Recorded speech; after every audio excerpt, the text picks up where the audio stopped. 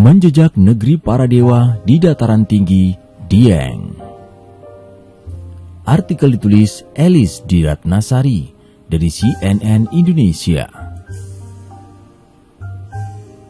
Dieng Wonosobo. Satu hal yang tak pernah dilupakan setelah menginjak kaki di dataran tinggi Dieng, Jawa Tengah ialah udara dingin. Terletak di ketinggian 2093 mdpl. Dieng membentang dalam dua wilayah kabupaten, yakni Wonosobo dan Banjarnegara. Dalam bahasa Sanskerta, nama Dieng terdiri dari dua kata, di yang berarti tempat yang tinggi dan hyang yang berarti kahyangan. Jika kedua kata digabungkan, Dieng berarti daerah pegunungan tempat di mana para dewa dan dewi bersemayam. Jika naik bus, turun di terminal Mandala, orang Wonosobo menyebutnya Mendolo. Dilanjutkan dengan bus kecil ke Dieng. Apabila naik kereta, bisa turun di stasiun Purwokerto, lalu dilanjutkan naik kendaraan sewaan ke Dieng, atau naik bus ke terminal Mandala, lalu naik bus kecil ke Dieng. Perjalanan menuju Dieng dijamin tak akan membosankan. Jalan berkelok-kelok dengan pemandangan bukit dan gunung menghijau dijamin menyegarkan mata.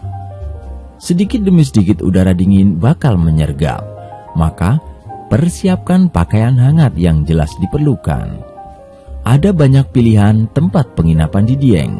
Jika sedang tak libur panjang, mencari sehari sebelum atau saat sudah berada di sana tak terlalu sulit. Pilihan jatuh ke Losmen Bujono. Selain lokasinya yang strategis, terletak di pojok pertigaan arah Dieng dan Wonosobo. Losmen ini seakan menyediakan segala yang diperlukan orang saat berada di Dieng. Mulai dari menu makanan yang hangat, pemandu wisata untuk wisatawan domestik dan mancanegara sampai sewa kendaraan. Berikut ini adalah rangkuman perjalanan saat berwisata sehari selama di dataran tinggi Dieng dan akhir pekan kemarin. Mengejar matahari di puncak Sikunir. Bersiap menembus udara dingin desa tertinggi di Pulau Jawa, Desa Sembungan, untuk mengejar matahari terbit di Bukit Sikunir. Menjangkau bukit ini cukup dengan berkendara sekitar 10 hingga 15 menit dari penginapan. Kemudian dilanjutkan dengan mendaki bukit selama 30 menit atau lebih cepat tergantung kemampuan. Pukul 4 pagi dirasa pas untuk waktu keberangkatan agar mendaki bisa lebih santai dan bisa memilih tempat terbaik untuk menikmati matahari terbit berwarna keemasan. Pengunjung yang masuk ke kawasan Bukit Sikunir wajib membayar tiket masuk seharga 10.000 per orang. Untuk parkir dikenakan tarif 5.000 per unit kendaraan. Jalur menuju puncak pun tak sulit dilewati. Tangga tersedia berikut dengan tali atau kayu untuk berpegangan. Sembari menapaki tangga, sembari berdoa agar alam merestui keinginan untuk menyaksikan matahari terbit. Misalnya, tak jarang matahari tertutup awan. Tak sengaja, alam menjawab doa pengunjung hari itu. Langit cerah langsung membuat pengunjung mempercepat langkah sampai ke puncak bukit. Sekitar pukul 6 pagi, sedikit demi sedikit sinar matahari mulai menampak. Warna langit berubah perlahan dengan gradasi biru, oranye, merah, dan kuning. Sungguh luar biasa. Menjelang pukul 9 pagi, matahari mulai tinggi dan cuaca mulai terik. Pengunjung yang sudah puas berfoto berangsur turun bukit. Sampai di bawah bukit, pengunjung langsung disambut oleh tempat makan yang menjual berbagai macam menu khas Dieng. Kurang rasa jika mengunjungi Sikunir tanpa menyantap rendang kentang. Dieng memang jadi penghasilan kentang dengan kualitas terbaik. Kentang yang dibuat rendang adalah kentang berukuran kecil. Warga setempat menyebutnya rindil. Kentang mini ini dimasak dengan bawang merah, bawang putih, gula merah, garam, dan sedikit cabai. Jangan bayangkan rasanya yang pedas seperti rendang pada umumnya. Rasanya lebih dominan manis. Harganya pun terjangkau, mulai dari 5.000 hingga 15.000, tergantung lauk yang dimakan bersama. Kisah Gatut Kaca di Kawah Candra di Muka. Alkisah, Kurawa mendengar ramalan Durna tentang keturunan Pandawa yang akan menghancurkan keluarga Kurawa. Kurawa pun curiga pada Gatut Kaca yang merupakan keturunan Werkudara. Mereka pun membuang Gatut Kaca ke dalam Kawah Candra di Muka. Semar yang tahu akan hal ini lalu mengambil air dari Kahyangan.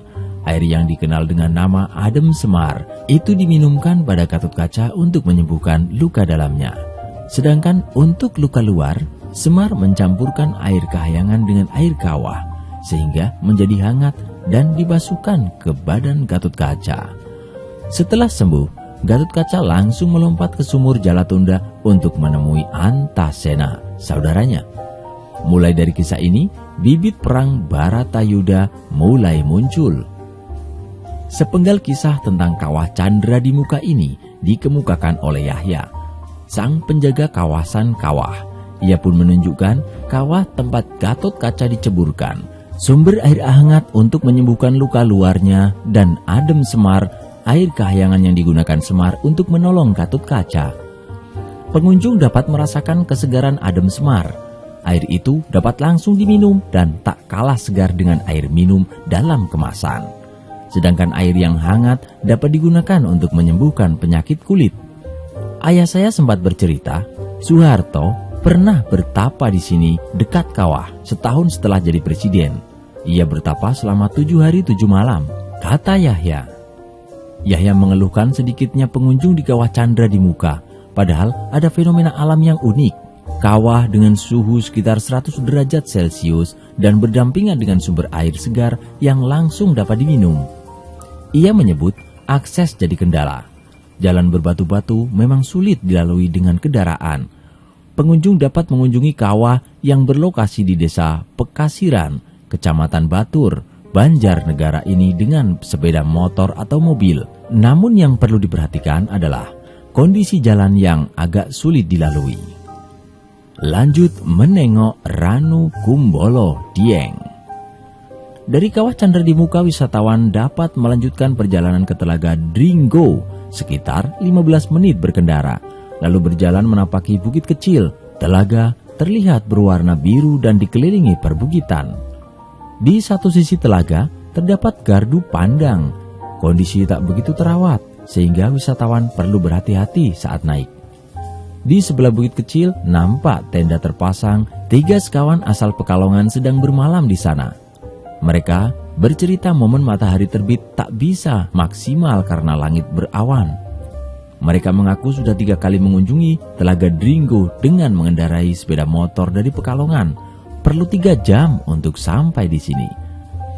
Setelah matahari terbit, dari sini juga bisa melihat galaksi Bima Sakti juga. Tempat ini bisa dibilang fotokopinya Ratu Kumbolo, kata Reza. Sebenarnya objek wisata ini sangat potensial, cuma jalannya Masya Allah, ujar sambil diikuti ketawa kedua kawannya. Mereka berharap infrastruktur jalan menuju Telaga Dringgo bisa diperbaiki, ditambah rambu lalu lintas yang dapat memudahkan pengunjung. Lanjut melempar batu ke sumur Jalatunda.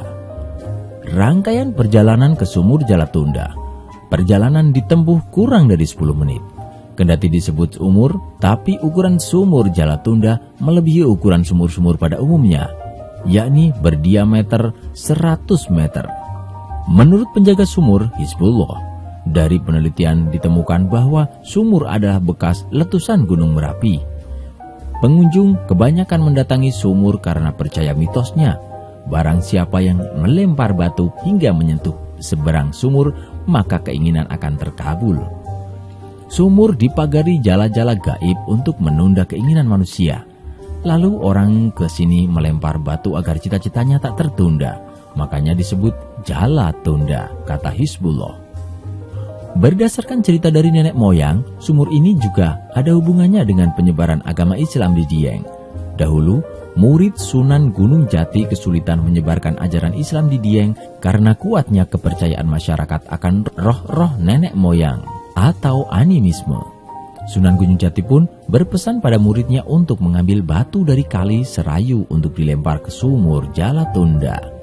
Jika berhasil melempar batu, maka mereka bisa menyebarkan agama Islam di Dieng. Salah satu murid Sunan Gunung Jati berhasil melempar batu dan agama Islam pun tersebar. Setiap hari, lanjut Hizbullah, ada sekitar 200 wisatawan yang berkunjung. Untuk dapat masuk lokasi, wajib membeli tiket seharga 5.000 per orang. Lanjut hujan membasahi Arjuna. Nampaknya cuaca mendung, tapi perjalanan masih berlanjut ke komplek Candi Arjuna. Sebelumnya, ada baiknya mengintip museum Kailasa atau sekedar menikmati pemandangan dataran tinggi Dieng dari gazebo yang berada di atas museum. Lapar? Tak perlu khawatir. Di sepanjang jalan menuju pintu masuk candi terdapat warung-warung yang menjajakan kentang goreng. Tak seperti kafe di Jakarta, kentang goreng di sini berukuran lumayan besar.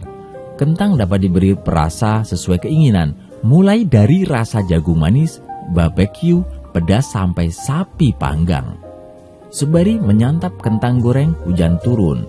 Mungkin ini bukan hari keberuntungan, namun masih ada harapan. Rupanya itu jadi hal biasa jika mengunjungi candi saat siang hari.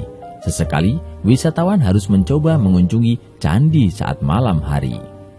Lanjut, pendar cahaya di balik Arjuna. Berencana untuk menghabiskan malam di komplek Candi Arjuna. Tak hanya satu, tapi ada banyak candi yang bisa dikunjungi, yaitu Candi Semar, Candi Serikandi, Candi Puntadewa, dan Candi Sembadra.